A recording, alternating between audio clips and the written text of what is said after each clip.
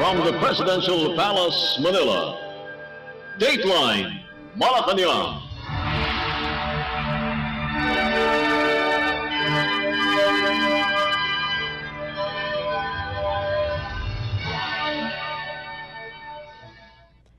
Good day, this is Dateline Malacañang. For our top story, in line with the Philippine government's initiatives to deliver high-quality jobs for Filipino workers, Philippine President Ferdinand R. Marcos Jr. on Thursday signed Republic Act No. 12063 or the Enterprise-Based Education and Training or EET Framework Act in a ceremony at the Malacañang Palace. A priority measure of the administration pushed by President Marcos Jr., the act aligns with the government's efforts to strengthen, rationalize, and harmonize various enterprise-based training modalities under one framework to address job skills mismatch, emphasizes collaboration among stakeholders, and recognizes the indispensable role of the private sector in driving technical vocational education and enterprise-based training programs or those being implemented in partnership with companies and firms. The law will expand training opportunities for individuals who want to acquire, develop, and upgrade their skills to ensure a resilient and globally competitive Filipino workforce responsive to the evolving labor market. It will also complement the Trabajo para sa Bayan or TPB Act, which was enacted into law last September 2023 by synergizing the government's efforts in solving unemployment and underemployment in the country, enhancing individual career prospects and progression, driving national growth and development, competitiveness, and long-term economic sustainability in a rapidly evolving global market. Let us now listen to the speech of Philippine President Ferdinand R. Marcos Jr. during the event. With the ceremonial signing of the Enterprise-Based Education and Training, or EET Framework Act, we reaffirm our commitment to addressing the skills gap in our labor force and pledge to forge a more adaptable, future-ready workforce. Through this law, we renew our focus on our most important asset, our people. The EET Framework Act is both visionary and certainly timely. Yesterday, the PSA released the latest labor force survey, and I'm happy to note that our employment and unemployment rates improved in the past 3 months. With this law, I'm confident that we will be able to sustain and further improve these numbers. By establishing a framework on career advancement and industry-relevant skills, this law directly addresses the issues of the lack of formal training and skill mismatches, ensuring that every Filipino can contribute and benefit from our nation's growth. Of course, we have our legislative branch to thank for the passage of this law. With your support, we are taking a step towards sustainable development of our people. At its heart, the EET Framework Act aims to provide Filipino workers with accessible and relevant skills training, bridging the capabilities of individuals with the demands of industry. By opening pathways to professional growth, employment opportunities, and entrepreneurship, we are answering the call for quality employment and fostering a globally competitive workforce. Through this act, we will harness private sector partnerships to align our training programs with real-world industry needs. The private sector will play a crucial role in ensuring that our workforce is properly equipped with the right skills to meet the demands of the industry. To further support this alignment, the EET Framework Act harmonizes various approaches, apprenticeship, leadership, and the dual training system under one cohesive structure. Designed with inclusivity in mind, this serves as a broad range of skills and professional levels. The general EBET programs will target foundational and mid-level skills, providing participants with practical training that prepares them for immediate employment.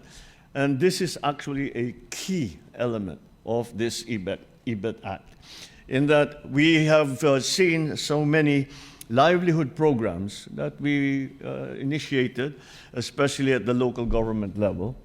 But at the end of the livelihood programs, those who have gone through those programs still do not find employment using the skills that they had just learned.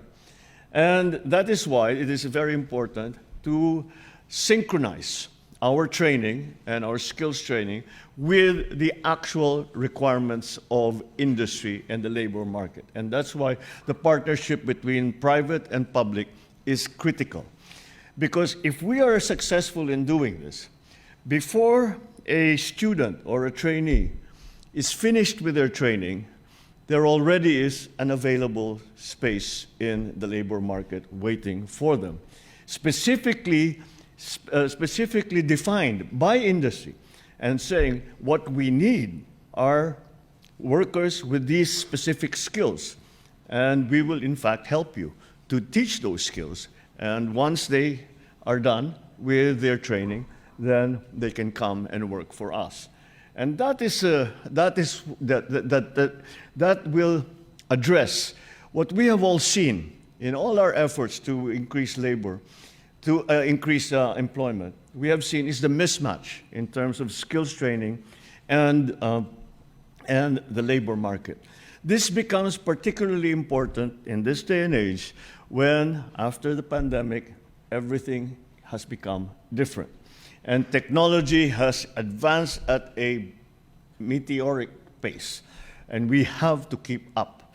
And the new technologies that are being employed need to be serviced by our workers, and that is why this EBET Act is critical for achieving success in that regard.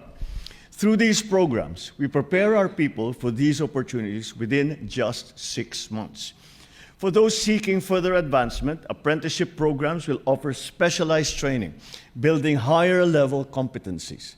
Our collaboration with industry boards, technical vocational institutions, and government agencies should ensure that these competency standards remain relevant and consistently updated, preparing trainees for future roles in sectors experiencing rapid technological advancement. Recognizing the critical role of enterprises, especially micro and small businesses, this includes robust incentives to encourage their active involvement in workforce development. We provide fiscal incentives to enterprises that will implement EBET programs, including deduction from their taxable income equivalent to 50% of actual training expenses, donations or financial aid for technical vocational institutions or for the conduct of an EBET program as certified by TESDA are exempted from some of these taxes and duties. A one-stop shop portal shall be established for the availment of these incentives. To support micro and small enterprises, we are introducing EBET support integrators who will guide these businesses in analyzing both market trends, designing training plans, and organizing necessary documentation.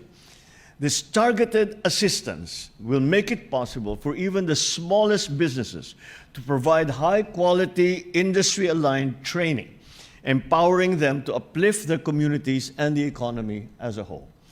For our trainees, this act means a structured pathway towards employment and career progression. Beyond certifications, they will gain real-world experience that enhance their readiness to contribute from day one. In signing the EET Framework Act into law, we lay a stronger foundation for a workforce that is agile, skilled, and ready to meet the demands of a rapidly evolving world. Through this legislation, we realize our vision of a nation where talent is nurtured, potential is realized, and opportunities abound for all our people. So let us build a workforce that can compete on the global stage. We have succeeded in that regard, but we have to do this if we are to continue that success and build upon it. We are shaping a more inclusive, dynamic, and prosperous bagong Pilipinas, where every Filipino has a chance to grow, the chance to succeed, and the chance to contribute to a shared future that is bright for all of us. Maraming salamat. Mabuhay ang bagong Pilipinas. And you just heard Philippine President Ferdinand R. Marcos Jr. Dateline Malacañang. In other news stories, Philippine President Ferdinand R. Marcos Jr. on Wednesday directed all government agencies to be on high alert as Tropical Storm Marce threatens northern Luzon. In a statement, the President underscored the need for an efficient communication system to ensure that relevant information reaches communities promptly and on-the-ground situations are reported accurately. The Chief Executive also instructed authorities to monitor water levels in all rivers, lakes, shores, and waterways round the clock. President Marcos added that he leaves it up to the expert dam personnel to follow the appropriate steps based on existing protocols if there is an impending water overflow. Rescue units at all levels of government, including those that can reinforce rescue and relief operations, were directed to prepare their equipment and vehicles. The President also reminded authorities to pre-position relief goods in safe warehouses where they can be accessed quickly and delivered promptly to areas to be affected. Meanwhile, the Department of Public Works and Highways or DPWH and Department of Transportation or DOTR were told to be on standby for road clearing operations. As early as now, President Marcos Jr. has extended his gratitude to the medical personnel, whether in public or private facilities, who are waiting to apply a cure to those in need. Dateline Malacañang. Meanwhile, Philippine President Ferdinand R. Marcos Jr. on Wednesday distributed over 50 million pesos in financial assistance and government services to farmers and fisherfolk affected by severe tropical storm Christine in the province of Albay. In an interview with reporters, the president said he returned to the province to provide assistance to those who lost their livelihoods, especially farmers and fisherfolks. The chief executive said the government was able to find funding to distribute 10,000 pesos each to affected farmers and fisherfolk through the Office of the President or OP.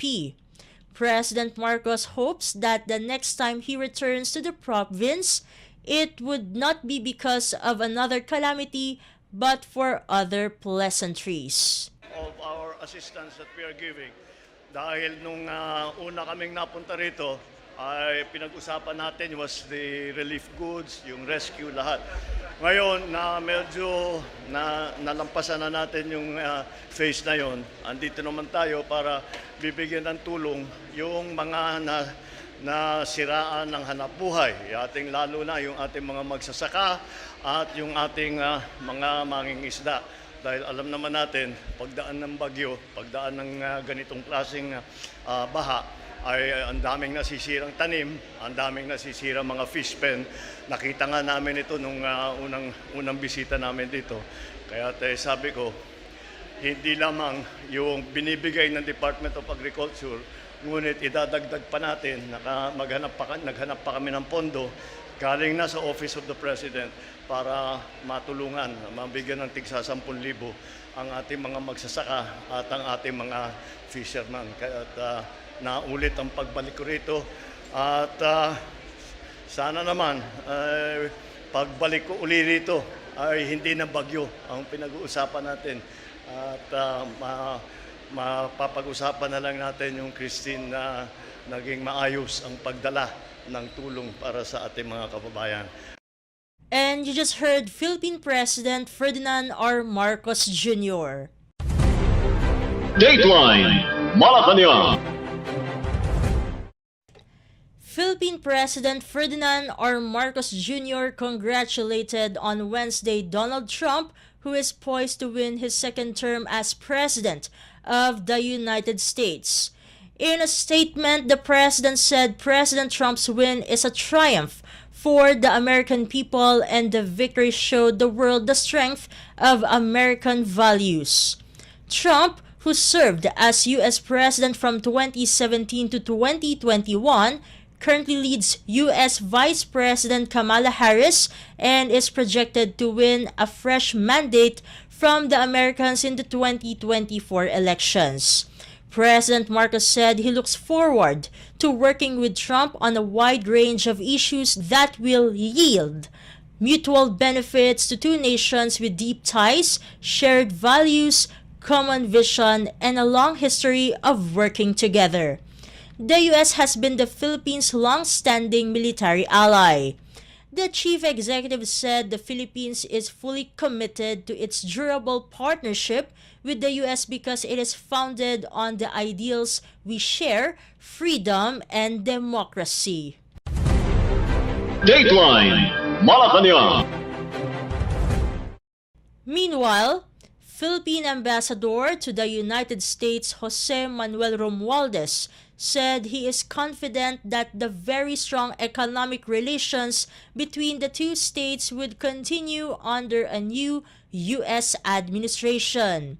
In an interview, Romualdez said businesses have maintained strong interest in investing in the country, factoring in the two nations' renewed relations in the past years. Romualdez noted, however, that the number of U.S. businesses decoupling from China, which the country is targeting to secure instead, could go down a bit with Trump's America First agenda. Even while counting of votes continues, Trump on Wednesday afternoon declared victory against Kamala Harris with world leaders including French President Emmanuel Macron, Israel's Prime Minister Benjamin Netanyahu, and Ukraine's President Volodymyr Zelensky sending early congratulatory messages to him. Under a Trump presidency, political analyst Julio Tihanki foresees the U.S. taking a more constrained approach on foreign policy and economy. Tihanki said the Philippines should prepare by starting to cultivate deeper ties with the Association of Southeast Asian Nations or ASEAN and Northeast Asian neighbors such as Japan and South Korea. Dateline Malacañang.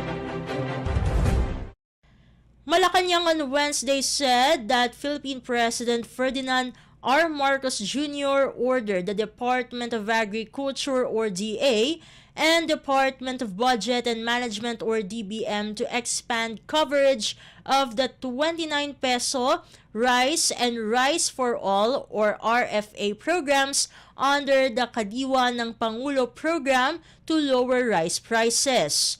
To recall, the coverage or operation for RFA and 29 peso rice programs are limited due to the number of Kadiwa outlets. In a social media post, the Presidential Communications Office or PCO said that over a 13-week period, a total of 704,126 kilograms of rice were sold through the 29 peso program at various Kadiwa centers, serving 140,827 households. It added that estimated gross sales of farmers and fisherfolk cooperatives and associations or FCAs reached 20.42 million pesos. The chief executive met with the officials of the DA and National Irrigation Administration or NIA to discuss steps to maintain the low price of rice in the country. The PCO said during the meeting, the president was requested to utilize 29 peso program's 5 billion peso allocation for the RFA to finance logistics repair and rehabilitation of government facilities and warehouses where Kadiwa centers may be set up. Malacañang encouraged the DA to cooperate with the Department of Finance or DOF and National Economic and Development Authority or NEDA to focus on the primary reasons why rice prices are high. Reason for high rice prices may be in the increase of farm input spending and other environmental factors. Besides this, the palace also encouraged local government units or LGUs to implement palay or rice husk buying schemes to ensure sufficient rice inventory in the country. According to the PCO, the government should first address the insufficient rice supply in order to expand the 29 peso rice program to more beneficiaries such as uniformed personnel, medical frontliners, and indigenous people. Dateline Malacañang. In order to improve the Philippines labor force survey, the national government is pushing for several steps to deliver quality jobs to Filipino workers. The Department of Finance or DOF made the statement following the Philippine Statistics Authority or PSA's report that the country recorded a 3.7% unemployment rate for the month of September. Among the government's initiatives is the finalization of the National Economic and Development Authority or NEDA's 10-year master plan for employment generation, otherwise known as Trabaho para sa Bayan or TPB, or in English, Work for the Country. The plan aims to strengthen linkages between industries, academe, and government to address skills mismatch and improve the Filipino workforce. According to NEDA, the Green Skills for Green Jobs of the Technical Education and Skills Development Authority or TESDA and the Department of Labor and Employment or DOLE gives way to more highly technical workforce that is needed in the sector of renewable energy. The artificial intelligence roadmap and strategy will also be carefully implemented to train the new generation of scientists, researchers, engineers, and development innovators. More job opportunities for the Filipino workforce is expected to be implemented by the Public-Private Partnership or PPP Code and the legislation of the Corporate Recovery and Tax Incentives for enterprises to maximize opportunities for reinvigorating the economy or create more bill. Dateline Malacañang. Meanwhile, the Philippines Department of Migrant Workers or DMW on Wednesday said deployment of seasonal workers to South Korea through local government units or LGUs has been temporarily suspended following reports of illegal recruitment activities.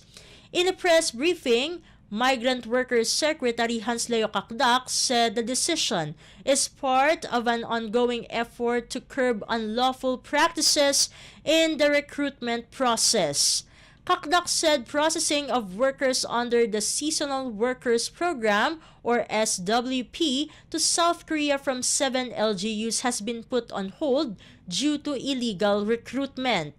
Secretary Kakdak, however, did not identify the 7 LGUs but said these local governments need to step up efforts in curbing illegal recruitment of seasonal workers. In the same briefing, DMW Undersecretary Bernard Olalia said 37 illegal recruitment cases have been filed with 118 complainants. Kakdak said the DMW is closely monitoring the cases, including a dismissed complaint. He said a DMW team might visit South Korea to continue the monitoring process and to personally check the situation of the employed seasonal workers. Kakdak said over 6,100 workers have been deployed so far under the revised protocols with proper employment contracts, industrial accident compensation insurance, and membership in the Overseas Workers Welfare Administration or OWA. He said since the revision of protocols that requires overseas Filipino workers under SWP to process with the DMW, no cases of serious illness or death have been recorded among the seasonal workers. The DMW also has been implementing a monitoring framework in partnership with the Philippine Embassy in Seoul and the OWA and maintains daily contact with workers to ensure the OFW's well-being. Dateline Malacañang. The Judicial and Bar Council or JBC had sent a list to Philippine President Ferdinand R. Marcos Jr. of possible candidates to fill the vacant position of Presiding Justice of the Court of Appeals and Sandigan Bayan. This was confirmed by the JBC following the public interview of candidates. Among those recommended by the JBC for the Sandigan Bayan are Associate Justice Geraldine Faith Ekong, Associate Justice Maria Teresa Dolores Gomez Estoesta, Associate Justice Maria Teresa Mendoza Arcega, and Associate Michael Frederick Musni. The one tasked by the President to occupy the position will replace retired Presiding Justice Amparo Cabotaje Tang. For the Court of Appeals, among those in the list are Associate Justice Nina Antonio Valenzuela, Associate Justice Ramon Bato Jr., Associate Justice Apolinario Bruselas Jr., Associate Justice Ramon Cruz, Associate Justice Maria Elisa D., Associate Justice Zenaida Galapate Laguiles, Associate Justice Mayra Garcia Fernandez, Associate Justice Fernanda Lampas Peralta, and Associate Justice Pablito Perez. Whoever the Chief Executive chooses will replace retired Presiding Justice Mariflor Punzalan Castillo. Dateline Malacañang. And finally, the Quezon City government has issued a closure order against a club as a new MPOX case was recorded and traced it to the establishment. In a news release on Wednesday, Quezon City Mayor Joy Belmonte said the city has now 6 recorded MPOX cases. All these, she said, have been traced to F Club. The Quezon City Health Department's City Epidemiology and Surveillance Division, or CESD, said that the results of the newest MPOX case were released on October 31st. The patient, a 31-year-old male, said he visited the F Club on October 5th. Belmonte reiterated the importance of compliance with the city's health regulations in relation to the recurring connection between F Club and the MPOX cases. In August, the QC Business Permits and Licensing Department or BPLD issued a cease and desist order or CDO and notice of violation against F Club after it turned down the contact tracing team investigating the establishment and for violating Republic Act No. 11332 or the Mandatory Reporting of Notifiable Diseases and Health Events of Public Concern Act. However, despite the standing CDO, a new business application was submitted to the BPLD under a new business name. Belmonte said that the application is currently on hold after the inspector's findings. Before the latest MPOX case was recorded, she said that the club resumed operation using the new business application. Dateline Malacañang. Before we conclude our program, Radyo Pilipinas World Service of the Presidential Broadcast Service is heard over the following shortwave frequencies: 15.640 MHz, 17.820 MHz, and 9.475 MHz. You can also visit our Facebook page and YouTube channel at Radyo Pilipinas World Service. You will be able to hear and view our Filipino and English programs, including news updates here in the Philippines. Kindly subscribe, like, and share our posts as well. And that concludes this edition of Dateline Malacañang for Radyo Pilipinas World Service. This has been Steph Vicente. Good day and stay safe, everyone. From the Presidential Palace, Manila, Dateline Malacañang.